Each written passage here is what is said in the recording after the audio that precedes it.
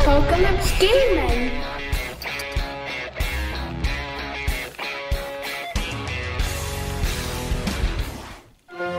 Hey folks, hope everybody's doing well. I've got something a bit different for you today. It's a bit of armour. This will give you a nice change of pace. Whenever I want to change of pace at scale models I do. It frees my mind from the miniatures, so looking forward to doing this. It's a Rubicon kit, and the nice thing is it's scaled for primarily what many of us do, 28mm Wargaming. So yes, it's a historical model, but to be honest, you could cannibalise this quite easy and use it in many games. So let's open it up and have a wee look.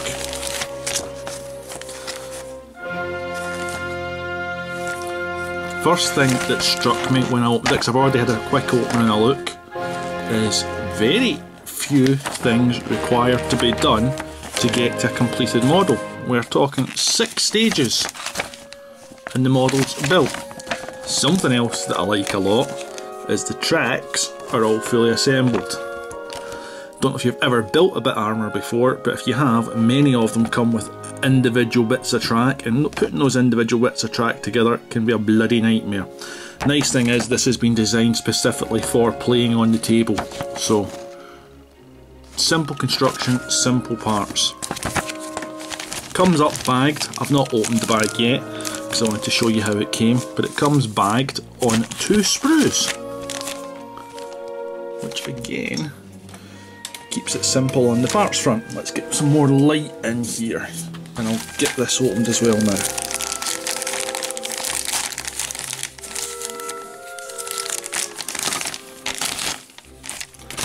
So let's take away the back one and then get a look at the individual sprue.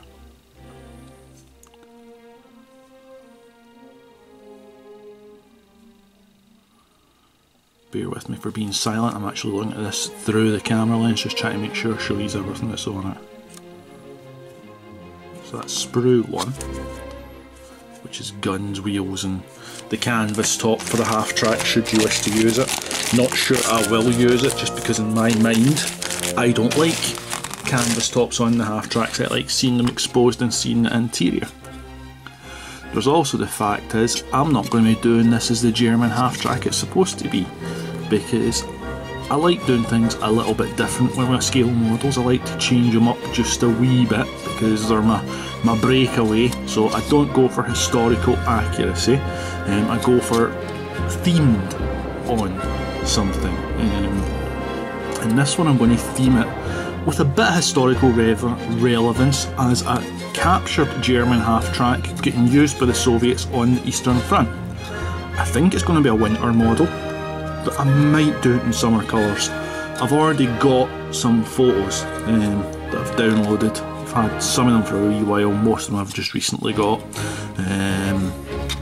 Easily found on the internet, other people's stuff, but it's showing captured armour. Largely American stuff, mind you, is what I've got, but I've got some Soviet stuff and I've got some Soviet stuff for this particular vehicle. But only a few images, but I've got other Soviet armour stuff so I can use them as inspiration too. But the Americans, it seems like, in many of their captured vehicles, just went for "don't shoot us, we're friendly" and painted massive white stars on the fronts and the sides and the backs of their vehicles. Massive ones. The Soviets were a little bit more subtle from what I've saw. Yes, they still slapped on big red stars, but they also, like the Americans did, like to put some graffiti on the vehicles as well, such as for Stalingrad and things like that. So I'll be trying to get a bit of historical relevance and maybe trying to copy some of the Cyrillic. Is it Cyrillic? I think it's Cyrillic for Russian writing. Someone can correct me if it's not. Some of the Cyrillic writing on it as well. So it'll be in the German colours painted up. I think I'm going to leave it largely in the German colours and as if it's just been turned around almost, captured some colours slapped on it, bit of defacing of the actual German insignia and Russian insignia put on it, and not actually sent back to a factory for a whole new paint job. Because looking at some of the stuff, let's go back to some of the other things that's in it as well, the decals, looking at the historical photos, It looks like some of them got a whole new respray, whilst others it was literally deface what's on it and put on our stuff and just turn it around. Now what I'm also going to be doing is I do have some Soviet decals. Hopefully you can hear me because I leant away because I forgot to bring these up. So I'll use some of the Soviet decals. One of the things that I did see as well that I quite liked is it was the Americans done it. I'm sure the Soviets would have done the same. Is say it was Unit 1 of the Panzer Division or whatever it was. The Soviets also had a 1 in it, or the Americans just had a 1 in it, and it became 101.